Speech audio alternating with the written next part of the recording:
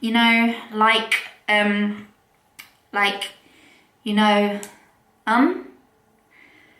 How many times has this happened to you? You're trying to deliver a presentation, you're trying to talk in a meeting, you're trying to voice your opinion in the classroom, and you find yourself saying like, all these weird filler words that you wouldn't normally say if you were, say, talking to somebody face to face. It happens to all of us. It happens to lots and lots of people. That's the first thing about filler words. It isn't just you, it happens to us all. The important thing, however, is learning what you can do so you can stop it from happening, because filler words are annoying. They're annoying for you as a presenter because you become really, really aware of them, and they're kind of irritating for the audience. I mean, how many times have you watched somebody present and you've started to count the amount of times they're saying like? In this video, I'm going to give you some really practical tips and practical things that you can do that will make all the difference. So filler words will never disrupt you or your presentation ever again.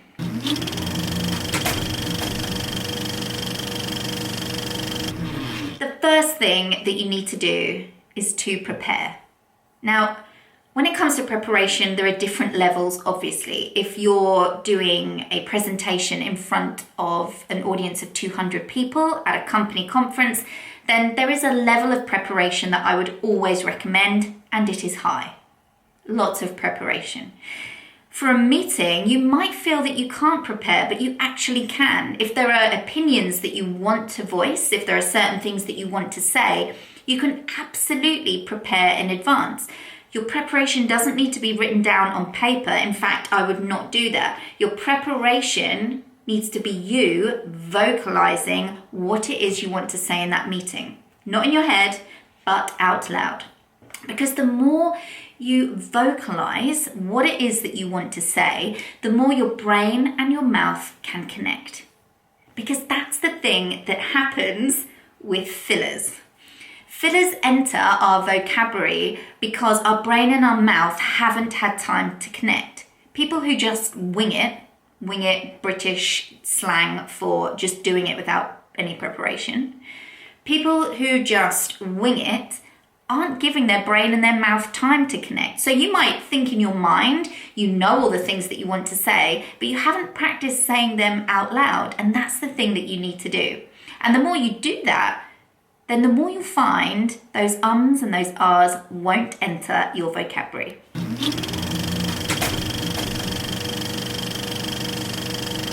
The other thing that you need to do is slow down. Try talking slightly slower than you normally would. And you'll find by doing this, you're giving yourself time, you're giving your brain time and your mouth time to engage. And you'll find that those gaps, those spaces aren't there. It just works. Believe me, slowing down makes all of the difference.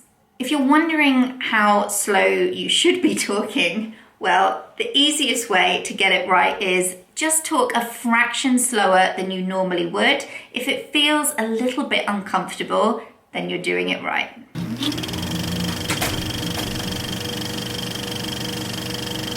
The other thing that you can do to get rid of those filler words is embrace the silence. Embrace the pause. It makes all the difference.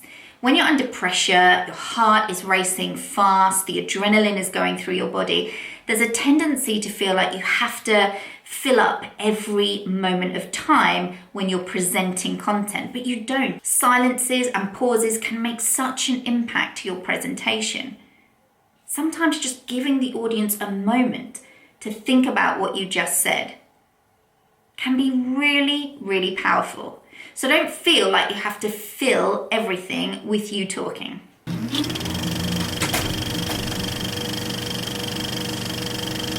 Keep it simple. One of my favorite mottos, keep it simple, do it well.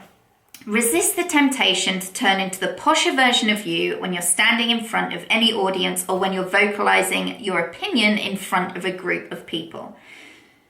Talk as you normally would. Use short sentences. Don't become a posher version of yourself. Don't use really complex words that you would never use normally. It'll trip you up. The ums and the ahs will start and they'll never stop.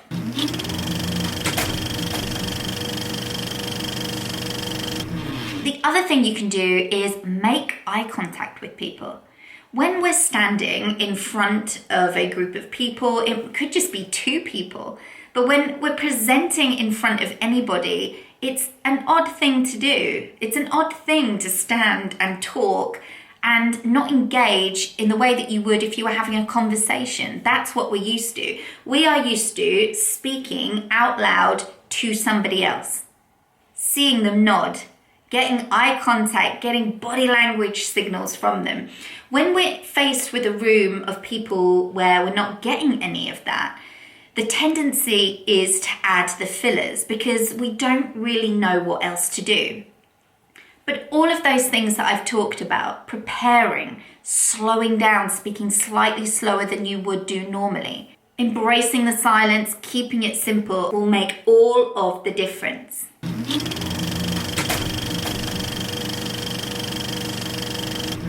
Now, what you need to be really careful of is once you have mastered not using fillers like and ah, be careful that others don't creep in. For me, it's now. I tend to start every sentence when I am filming with the word now. And I have to work really hard not to do it. I don't even realize I'm doing it sometimes until I look back and I think, how many times am I saying now? And I find it really distracting and other people notice it and everyone just laughs about it. But hey, be aware. Fillers are very natural. Everybody does it. The problem is that if you continue to do it, that's when they become distracting to both you and your audience. But other fillers can creep in, so just be aware of that. And remember, we tend to be our own worst critics. So don't let the occasional and ah become something that you fixate about so much that it starts to ruin your presentation style and your delivery. We all use filler words. We naturally do. It's all about the brain and the mouth not having time to engage. And sometimes when we're under pressure, it just happens. But by using some of those tips, you can make sure that fillers don't constantly enter your vocabulary when you're next presenting in front of an audience. I hope that video helps. If you would like me to make any videos in particular, please do let me know in the comments below. Please do subscribe, and I look forward to seeing you next time. Thanks for watching that video. I hope you found it useful. If you did, here's a link to some more. Please do subscribe because I'll be uploading videos weekly.